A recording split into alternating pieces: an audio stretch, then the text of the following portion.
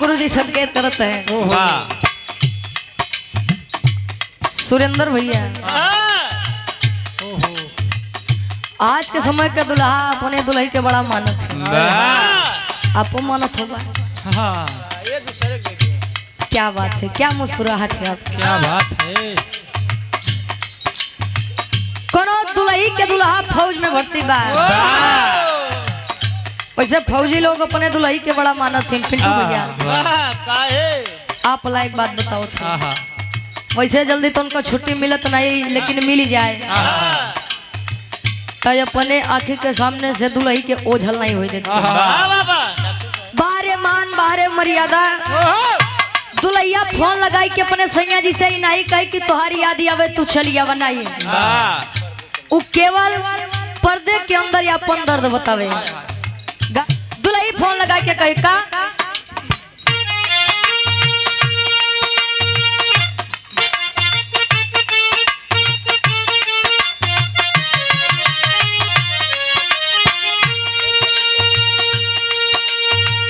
जिनकी तोहरा नामे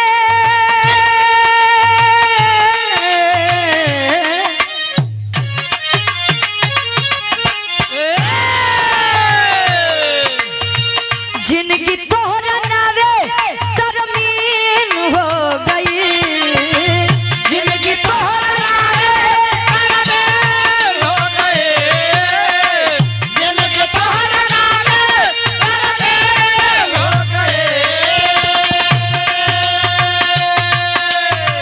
सम्मानित गार्जियन जी आप डॉक्टर अशोक यादव जी, अशोक पैथोलॉजी भदोही से हमारे डॉक्टर साहब 200 रुपये देकर सम्मान किए। तरमीन गुरुजी, तरमीन उर्दू शब्द है और तरमीन का मतलब होता है रजिस्ट्री, लिखा पढ़ी हो जाना। बैनामा कहे जिनकी तोहरा नावे तरमीन हो गई, ए राजा तोहके देखले बड़ा दिन हो गई, ए राजा तोहके देखले बड़ा दिन हो गई।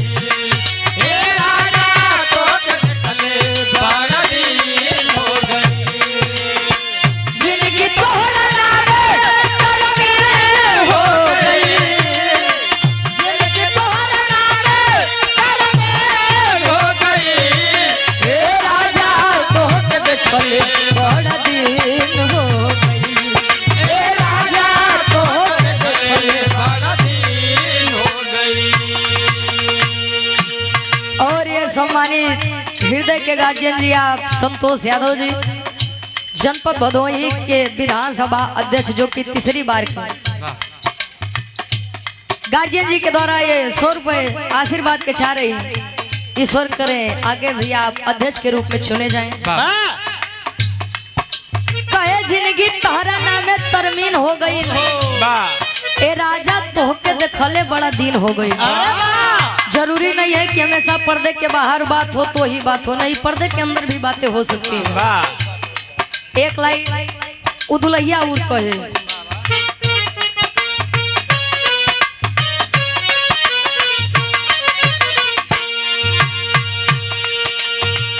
और ये हृदय के गार्जियन जी बड़े भैया संतोष भैया, जो कि उपाध्यक्ष साहब, भावी प्रधान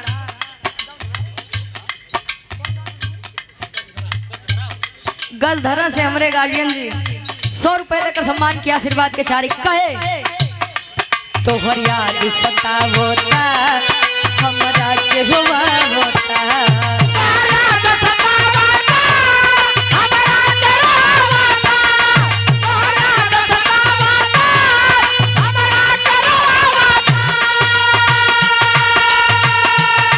रही रही के से जिया पे हमके तड़पा होता, रही रही के से जिया पे हमके तड़पा होता, रही रही के से जिया पे हमके तड़पा होता।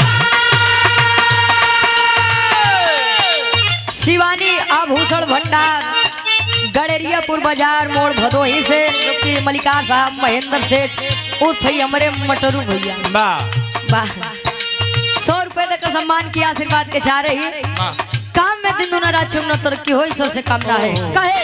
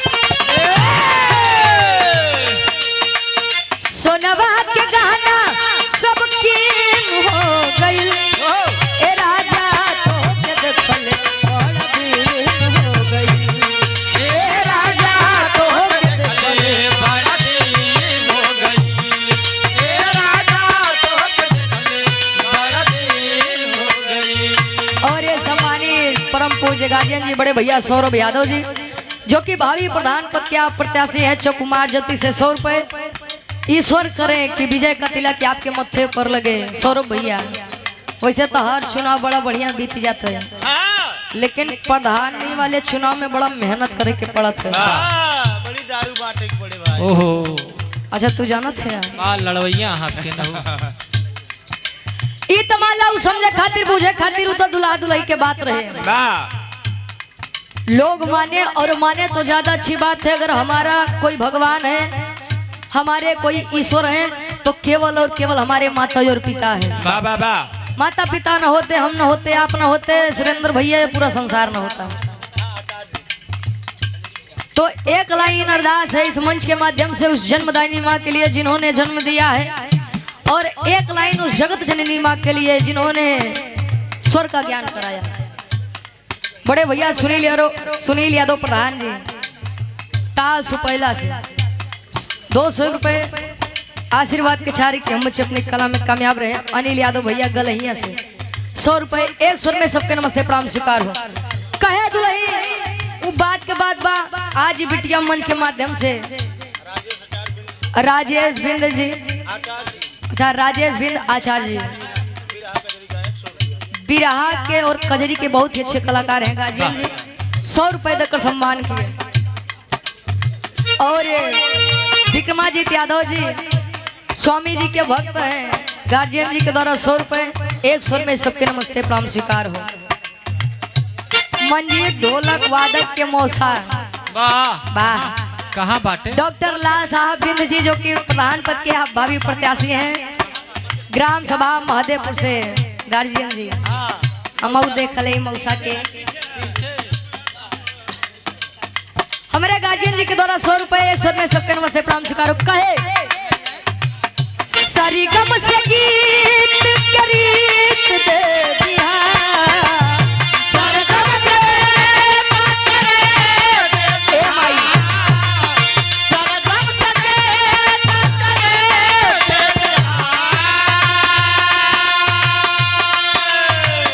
सरिगम से गीत करीत दे दिया, हमके सोना चांदी नाही वो संगीत दे दिया, हमके सोना चांदी नाही बस संगीत दे दिया, हमके सोना चांदी नाही बस संगीत दे दिया। सरगम सगे तातरे दे दिया, सरगम सगे तातरे दे दिया, हमके सोना चांदी नाही वो संगीत दे दिया, हमके सोना चांदी नाही बस संगीत दे दिया। हमके सोना चांदी नहीं वो संगीत दे दिया। माई हो स्वर संगीत रही तो लोग पूछबो करी, हीरा सोना चांदी तो अपने आप। सर्वप्रथम अगर मुझे कुछ चाहिए तो स्वर है, आपका आशीर्वाद है। ये तो उस जगत जननी माई से रहे, लेकिन एक लाइन हमारे उस जन्मदायिनी माई खातिर का कैसे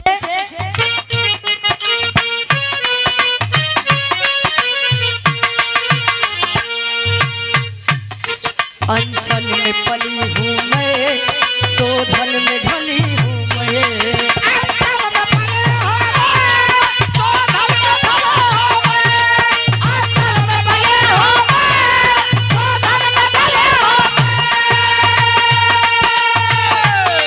मुझ पर दया कर दो, नन्ही सी पली हूँ मैं,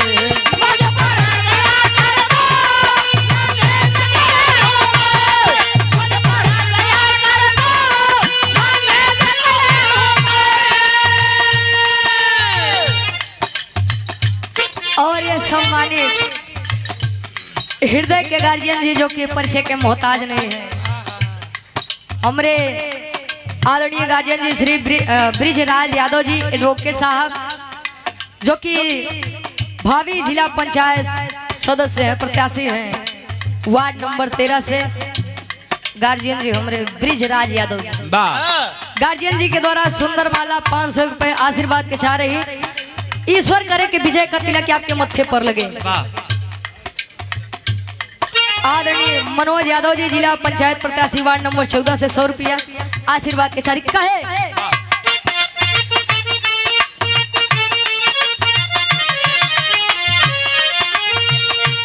सोन ममता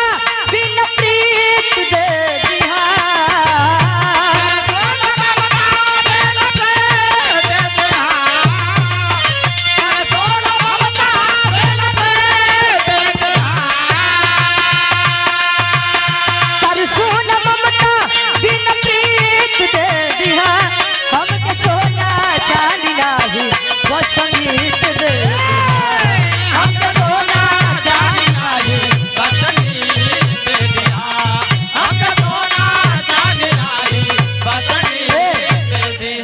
मनसाराम यादव जी बीडीसी प्रत्याशी ताल सुपैला से 100 रुपए। अंचल में पली हूँ मैं शोधन शोधन का मतलब संस्कार संस्कार संस्कार बता देता है आप किस खानदान से हैं, आपका संस्कार और ये आप किस माहौल में पले हुए हैं, यह संस्कार बताता है। इतमाला अरदास बा आखिरी भाव में बिटिया बताओ कि माई ये बिरहा जगत में हमारे खानदान का बा, बिरहा जगत में हमारे माई बाबू किया भैया शिवराज यादव उर्फ चौथी बीडीसी अच्छा गार्जियन जी हमने 100 रुपए देकर सम्मान किया। और जय श्री कृष्णा बिल्डिंग मटेरियल के मलिकार साहब जय शंकर यादव जी, राम हिंस यादव जी, चकमान सिंह कवाल मुख्यालय रोड, अच्छा सॉरी चकमान सिंह कावल मुख्यालय रोड भदोही से 200 रुपया। आखिरी भावा कैसे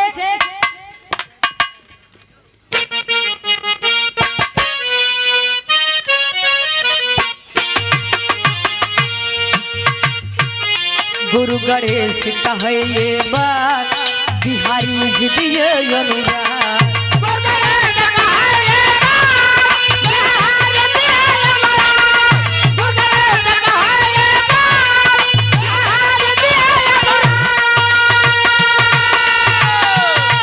चंद्रिका की गीतों को अमलेंदु करे फरियाद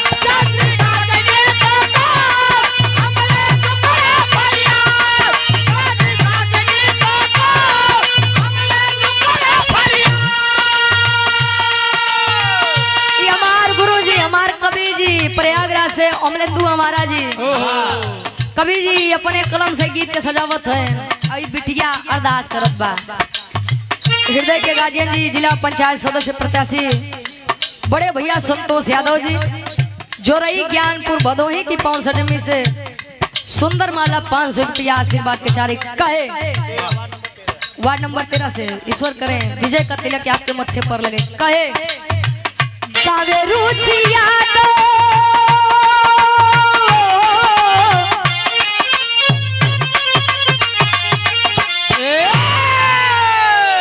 अरे तगावे रुचिया दो नगम मीत दे दिहा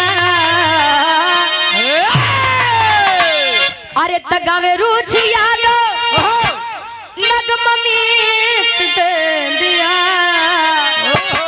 ए माई हम के सोना चांदी नाही बस संगीत दे दिया